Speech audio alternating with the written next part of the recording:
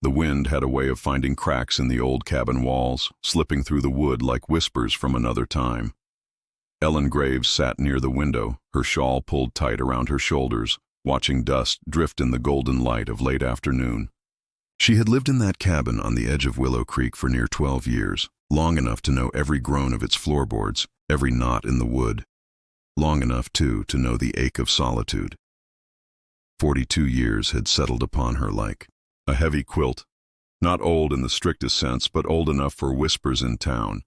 Spinster, too late for courtship, a woman past her prime. She heard them, whether spoken aloud or tucked into knowing glances at church. Ellen had once been a girl full of laughter, certain her life would follow the path of marriage and family. But time, in its quiet cruelty, had left her tending chickens and patching her own roof instead. It was a life of routine, hard, honest, and safe. But safe could turn to hollow when a body went too long without another soul's nearness. That evening, the routine was broken. The knock came sudden, hard against the cabin door, carrying a weight that made her rise quick to her feet. Strangers rarely came so far out, and those who did were often desperate. She stood still a moment, hand pressed against her chest, listening. "Ma'am?" a voice called, deep, steady, yet strained, as though carried from a parched throat. She lifted the latch cautiously, keeping her shoulder braced to the wood, and pulled the door open just enough to see. The man on her porch was dusted with the road. His shirt was unbuttoned at the throat, sleeves rolled, a leather strap across his chest holding the weight of a revolver. His hat shadowed sharp eyes that studied her without rudeness, but with something tired, something searching. "I don't mean trouble," he said. Horse threw a shoe back near the ridge. "I've been walking near 4 miles. Just wondered if I might ask for water. Maybe a place to sit a spell." Ellen hesitated. In the West, a woman alone learned caution like second nature. Yet she also knew the hunger in a man's voice when it was honest. She stepped back and opened the door wider. "Water I can give," she said, her voice even. "And there's bread cooling if you don't mind it plain." The man removed his hat as he stepped inside, manners stitched into his weariness. "Much obliged." He drank deep from the tin cup she handed him, then wiped his mouth with the back of his hand. She saw then the roughness of his palms, the dust at his collar, and something else too, the way his shoulders sagged, as if burden carried longer than the day's walk. "My name's Jack McCarthy," he offered after a moment, setting the cup down gentle. "I'd say I was just passing through, but truth is, I ain't sure where I'm bound." Ellen folded her arms, studying him. "Most men got a destination when they take to the trail. Most men do," he agreed quietly, his eyes holding hers. There was no smile in them, but no threat either. Just the raw honesty of someone with nowhere to go. They ate bread in near silence, the only sound the ticking of her mantel clock. Ellen felt her guard slip, bit by bit, though she kept her distance. Still, she found herself glancing at him longer than was proper. His presence filled the cabin in a way that startled her, not for danger, but for how long it had been since she'd shared air with another soul at her table. As dusk pressed against the window panes, the question hung heavy between them. What was to be done with the night? "You've a roof that keeps out the wind," Jack said finally, voice low, as if careful not to stir something fragile. "If you'd allow it, I'd sleep by the fire. Come dawn, I'll be gone." Ellen drew her shawl tighter. "I've no reason to trust you, Mr. McCarthy." "No," he said. "You don't." He didn't argue, didn't press, just sat there, shoulders still, eyes steady. Perhaps it was that quiet, the lack of force, that shifted something inside her. For 12 years she had faced every night alone, listening to coyotes and wind. Tonight another heartbeat sat across the room, asking nothing but space on the floor. "You may stay," she said, surprising even herself. "The blanket chest has spare quilts." His nod was slow, almost grateful. "You've given more than, you know." The hours stretched deep. Ellen tried to sleep, but the rhythm of another's breathing filled the cabin. She lay under her quilts, staring at the rafters, every sense heightened. She told herself it was unease, a stranger in her home. Yet beneath that unease was something more dangerous, a stirring she hadn't felt in years. Near midnight, a sudden thud outside jolted her upright. Jack was quicker, already on his feet, hand near his revolver. "Stay here," he murmured, moving to the door with quiet steps. Through the crack she saw him scan the yard, body tense. The only sound was the restless shifting of her old mare in the corral. After a long moment, he eased back inside, but the closeness of danger had left them both awake, alert. Ellen sat upright, shawl clutched around her shoulders. Jack lingered, near the door, then crossed the room and crouched by the hearth, feeding the fire. Its glow lit the hard lines of his face, softened by weariness. "You're trembling," he said, noticing the shake in her hands. She swallowed, meeting his eyes. "I told myself I was too old for fear, or for much else." Jack held her gaze a moment longer than was polite, his voice rough when it came. "Age don't spare anyone from wanting, or fearing." Something in the way he said it struck deep. Ellen turned away quickly, pulling the quilt higher. But her heart would not slow. She told herself it was the night's scare, the sudden noise, the nearness of an armed stranger.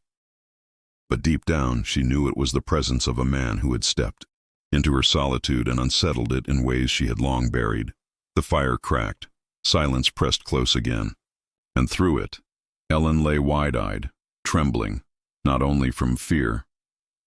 Morning light seeped into the cabin, soft and gold through the cracks in the shutters. Ellen stirred beneath her quilts, uncertain for a moment if the memory of last night had been a dream. But then she heard it, the faint scrape of wood, the quiet sound of a chair shifting. Jack McCarthy was still there. He sat near the hearth, boots off, elbows resting on his knees.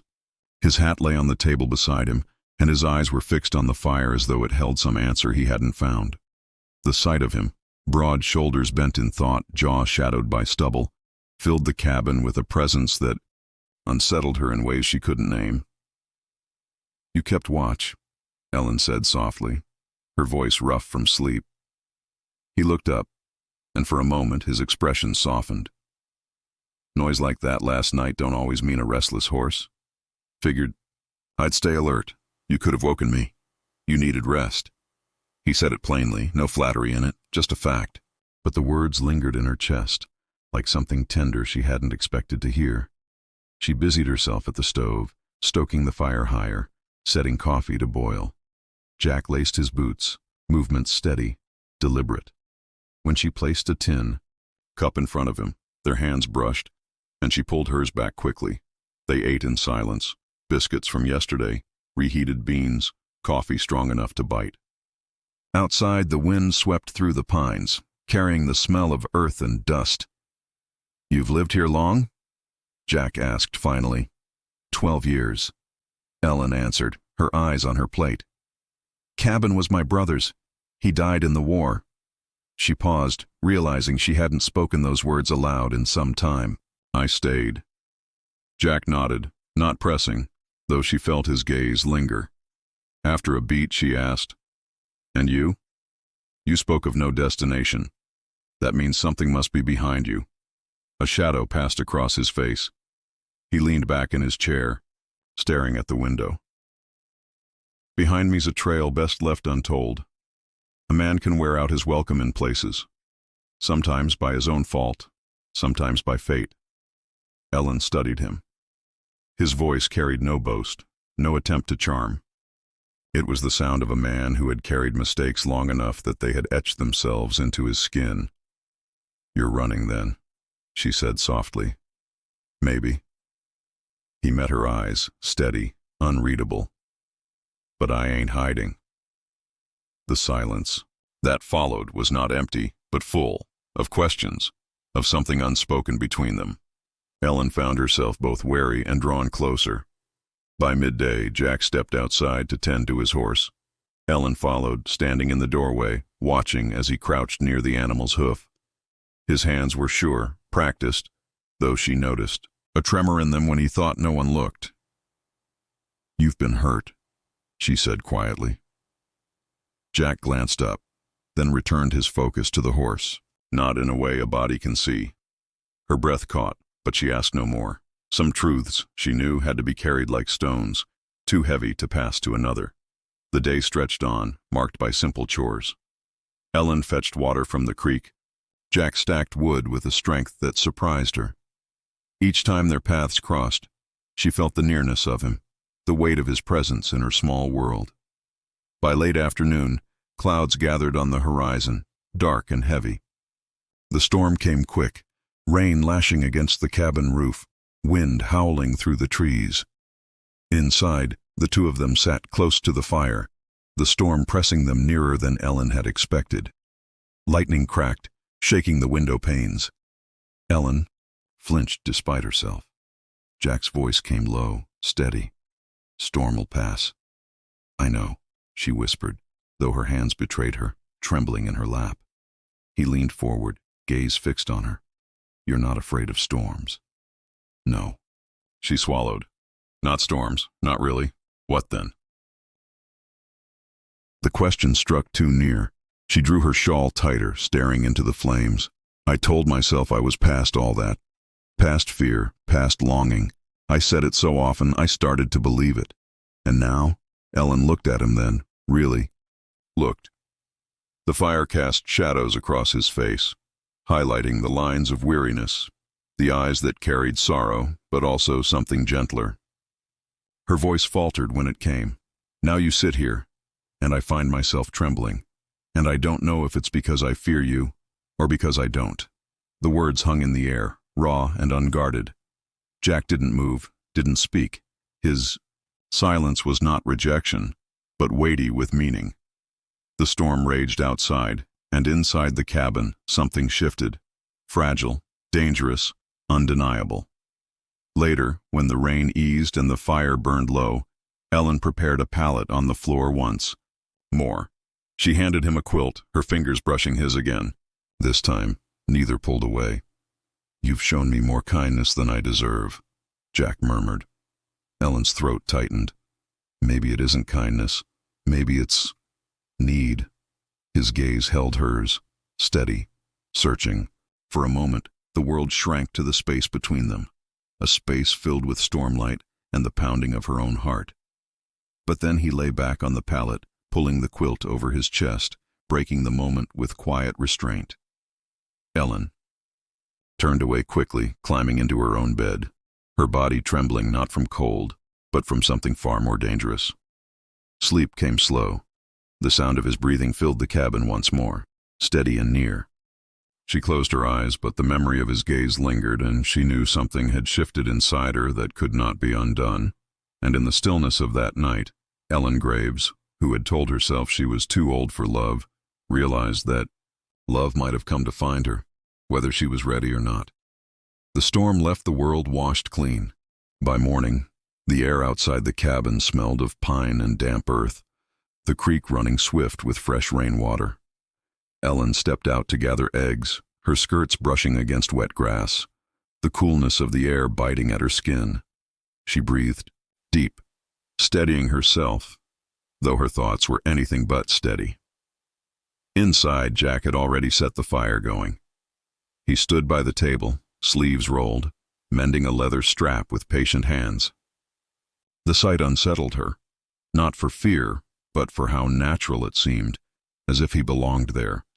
For 12 years her mornings had been hers alone. Now every sound was doubled, his boots on the floorboards, his low cough, the scrape of his chair against the wood.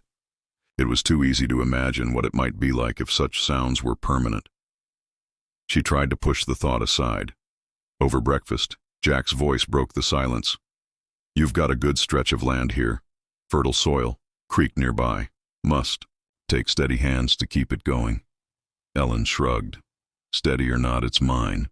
And land don't care if a woman's alone or not. It'll take work out of you either way." Jack's gaze lingered on her, unreadable.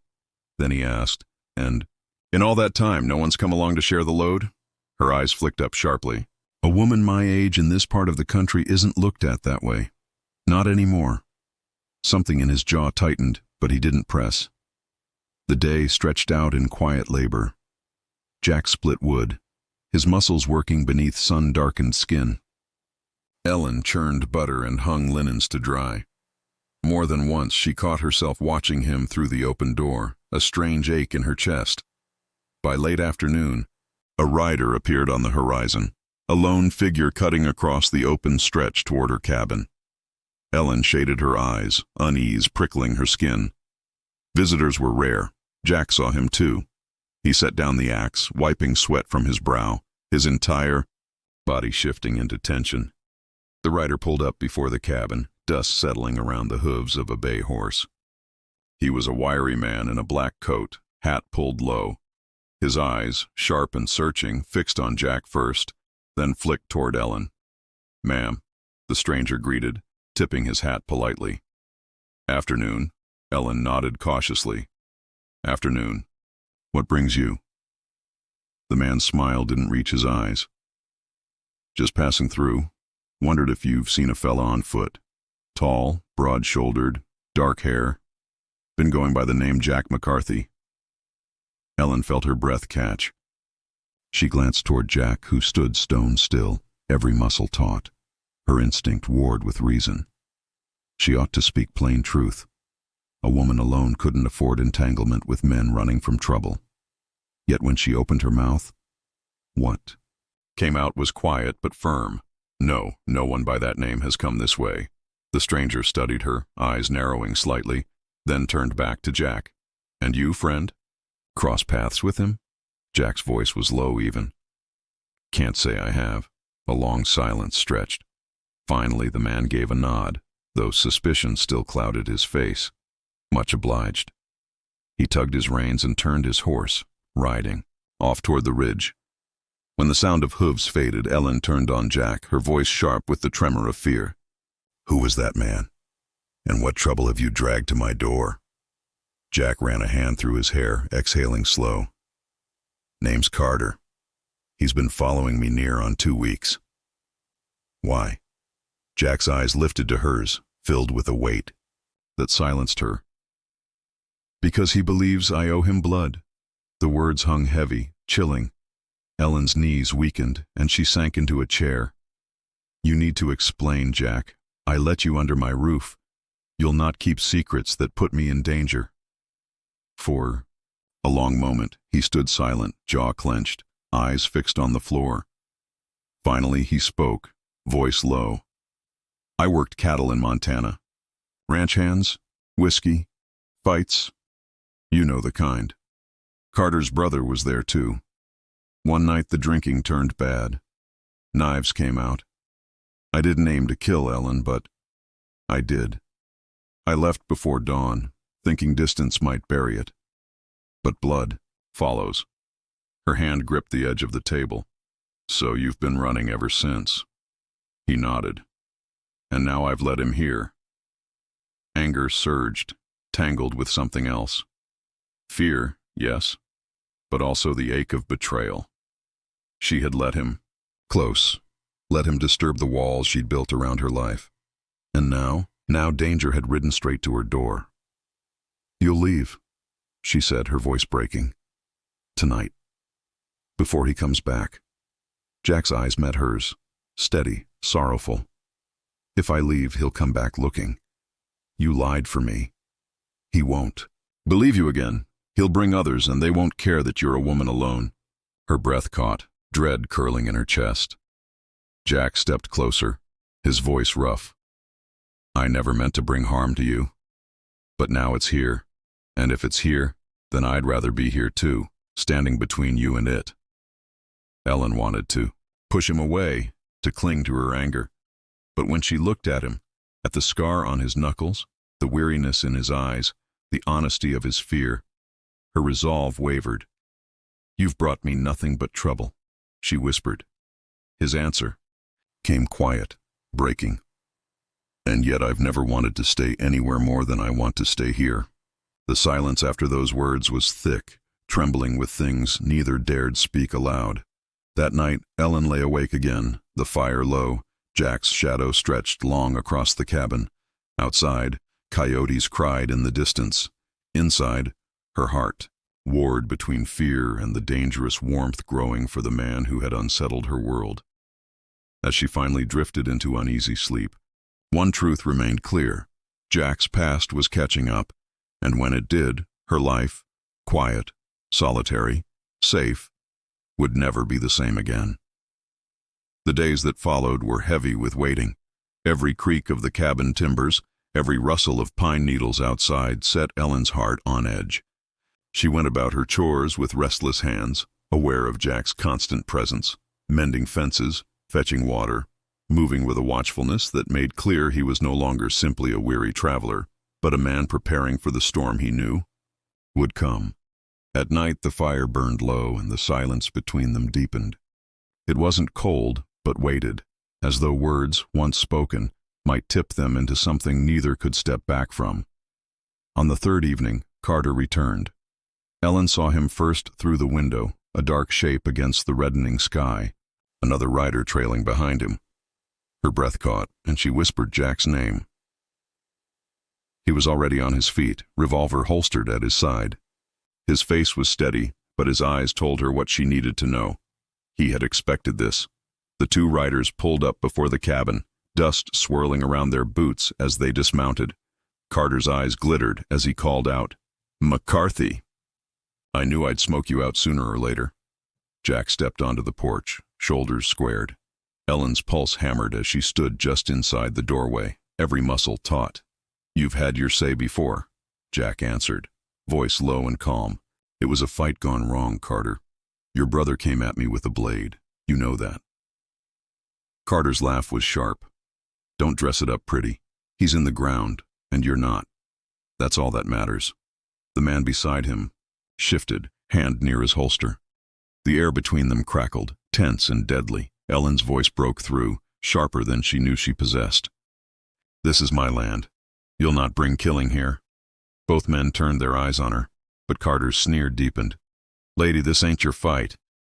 It became mine the moment you rode up," she shot back, surprising even herself. "I'll not see it end in blood on my doorstep." For a long moment, the only sound was the wind through the pines. Then Jack spoke, voice quieter but carrying a weight that silenced the air. "If it's me you want, then let it be me. But don't lay a hand on her, Carter. Not a word, not a glance." Ellen's breath caught at the rawness in his tone. Carter studied him, eyes narrowing. "Then step down off that porch, McCarthy. We'll finish it clean." Jack didn't move. His hand hovered near his revolver, but his eyes, steady, unwavering, flicked back to Ellen. For the briefest moment, she saw everything he couldn't say aloud. Regret, longing, and a plea she stay behind. But Ellen stepped forward instead, out onto the porch, standing at his side. Her voice trembled, but she forced the words out. "No, you'll not fight him." Jack's jaw tightened. "Ellen," she cut him off, her hand clutching his arm. "I've lived 12 years alone, safe, yes, but hollow. And in these few days, you've given me more danger than I asked for, but also more life than I thought I'd ever feel again. If you draw that gun, Jack, you'll be no better than what he says you are. You'll lose what chance you have left." The silence that followed was deafening.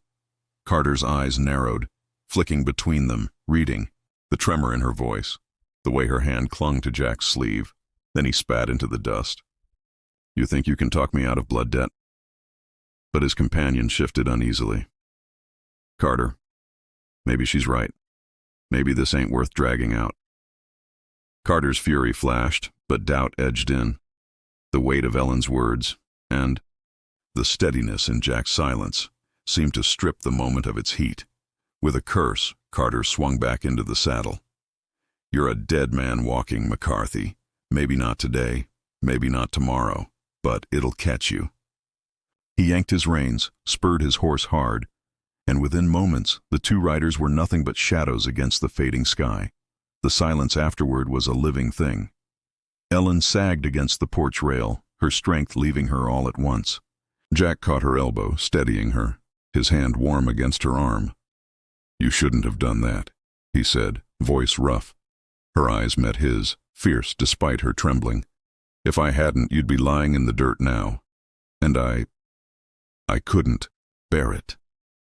Something broke in him then, the walls he had held, the restraint that had kept him distant. His hand cupped her face, rough thumb brushing her cheek, and for the first time in 12 long years, Ellen felt the nearness of a man not as threat, but as salvation. Their kiss was not gentle. It was desperate, aching, the collision of two, lives starved of closeness and pulled together by fate's rough hand.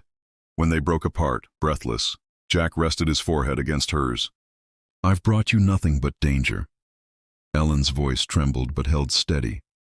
"And life, don't you see? I told myself I was too old for love, too old to tremble. But since you walked through my door, I've done nothing else. And I'd rather tremble with you than stand steady in silence the rest of my days." The night fell around them, the sky washed with stars. The danger wasn't gone, Carter's shadow still lingered, and Jack's past could yet catch up. But for the first time, Ellen no longer feared what might come. She had chosen, and in choosing, found herself alive again. Inside, the fire burned, low, casting its glow across the cabin walls. Jack laid his bedroll near hers, closer than before, his hand finding hers beneath the quilt. And as the hours stretched into dawn, Ellen Graves, who had believed herself too old for love, trembled. Once more. Not from fear this time, but from the fragile, fierce, unstoppable warmth of a heart that had finally dared to be alive again.